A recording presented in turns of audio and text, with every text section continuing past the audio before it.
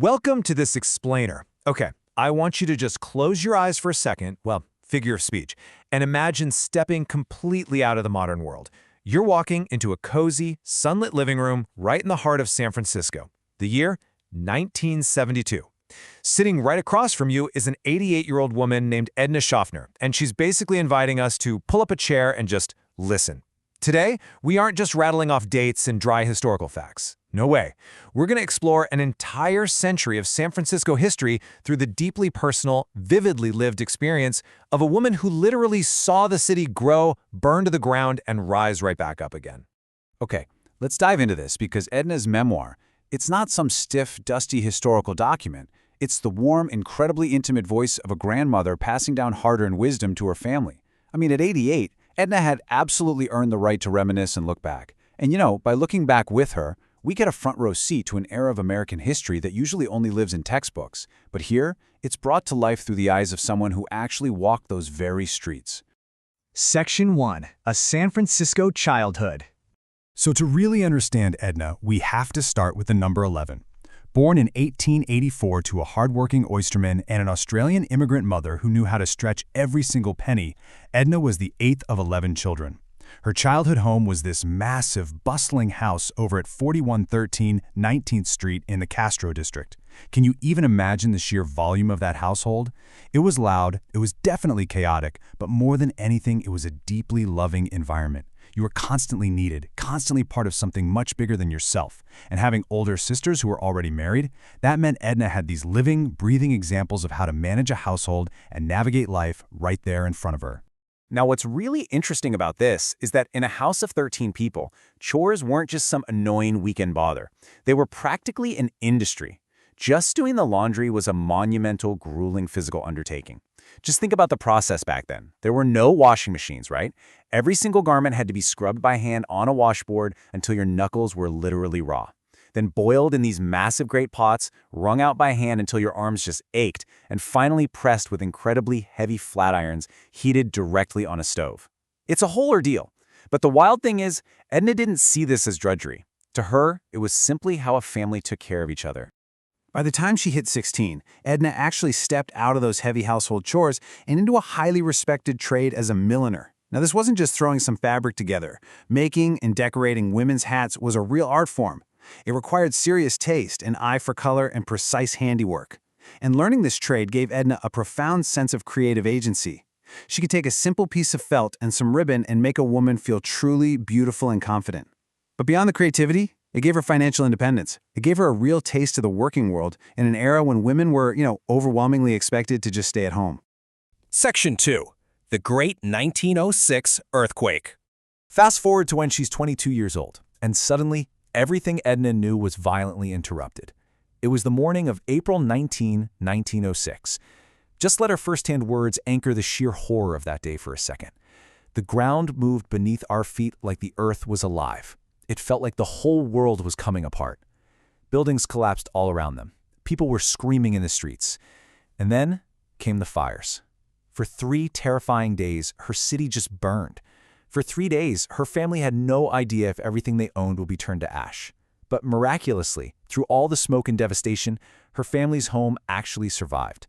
There's a photograph taken right after the disaster where the family's standing with their stove pulled right out onto the street. But right above the door, that number, 4131, remained perfectly visible. So what do you do when your entire city is in ruins? Well, if you're Edna, you choose hope.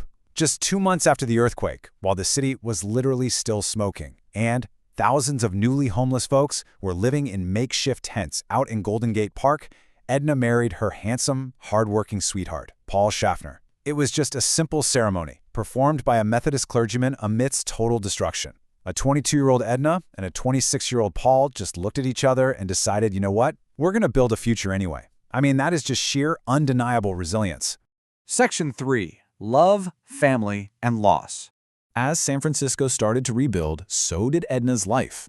She and Paul welcomed 2 daughters, Muriel Jean in 1909 and Edna May in 1913. And as a family, they were fundamentally driven by this deep sense of duty. Paul worked his way up from a stenographer to a manager at an oil company, but his real passion was community service through fraternal organizations like the Masons. And Edna? She matched his dedication step for step. She was a member of the Order of the Eastern Star for a staggering 63 years. They both strongly believed that life wasn't just about providing for yourself. It was about charity, truth, loving kindness, and just being part of something much larger than your own immediate circle. But tragically, the ground would shake beneath Edna's feet once again. Only this time, it wasn't an earthquake. It was a deeply personal, devastating heartbreak. In 1934, Paul suffered sudden heart failure. He was only 55 years old. One day he was there, a pillar of their family and their community, and literally the next day, he was gone.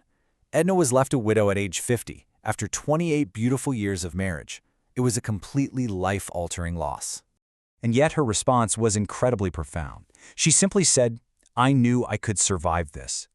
Edna possessed this incredible internal fortitude. She refused to let the grief destroy her family. Instead, she relied on absolutely everything she had learned up to that point. She had managed households for 11 children. She had navigated the working world as a milliner. She had survived the burning of San Francisco. So she drew on that deep, deep well of past experience to navigate her immense grief and keep her family perfectly intact. Section 4. The Uhu Legacy.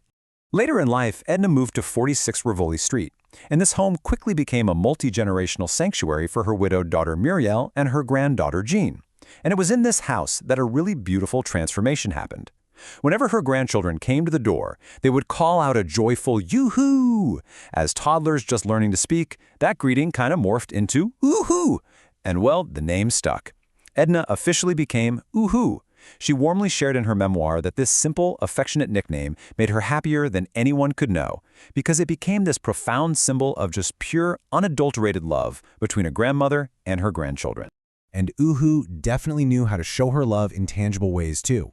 She cultivated this absolutely beautiful garden, focusing especially on delicate pink Cecil-Brunner roses. Every single week, she would clip these gorgeous little roses and bring them as gifts to her daughters and granddaughters. It was her way of bringing beauty into their lives, just a quiet, wordless expression of absolute devotion. I think it's proof that even after immense loss, she still sought out and nurtured beauty in the world. And mapping out her journey brilliantly illustrates this sweeping, incredible arc. Going from a little girl born in the 19th century, surviving the defining disaster of 1906, pushing through the heartbreaking loss of her husband in the 1930s, all the way to a wise 88-year-old woman in 1972 sitting down to write her story. This isn't just a sequence of random dates. It's really the ultimate elixir of her story, a true testament to enduring through completely different epochs of history, all with your spirit totally intact. So I actually want to pause here for a second and ask you directly. Do you know what it means to be part of something that lasts? It's so easy to get caught up in the day-to-day rush of our own lives, right? But Edna's story really prompts us to stop and reflect on our own legacy. What are we building right now that will survive long after we are gone? Section 5. Wisdom from Uhu. So the crucial point is how Edna, at 88, managed to distill almost 9 decades of lived experience, joy, and sorrow into these beautifully simple life lessons for the next generation. Work hard and take pride in whatever it is you do, whether you're a millionaire or a manager. Love your family fiercely because they are absolutely your greatest source of strength. Help each other because we just aren't meant to go through life alone. Find beauty where you can, even if it's just a simple pink rose. Be kind and honest and live by your principles even when it's hard. And above all else, hold on to hope. I really want you to hear this quote from Edna. The future is still ahead of you. There is still joy to experience, love to give and receive, meaning to create. It's such a warm, powerful reminder to all of us today that despite whatever shaking earth or unexpected loss we might face in our modern lives, choosing to hold on to hope is literally one of the most powerful, defiant choices we can possibly make. You see, Edna's personal endurance was deeply intertwined with the endurance of San Francisco itself. For her, the city was never just some backdrop. It was in her bones. The fog, the hills, the diverse and hardworking people. She watched the city grow from a rough frontier town. She saw it burn to the ground, and she watched it rise and modernize. Her personal resilience perfectly mirrored the resilience of her city. It wasn't just a place she lived, it was a fundamental piece of her identity. We've explored the life of a truly remarkable woman in this explainer today.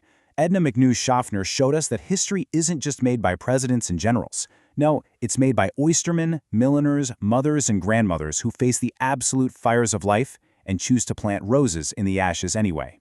So I'll leave you with this final, provocative thought.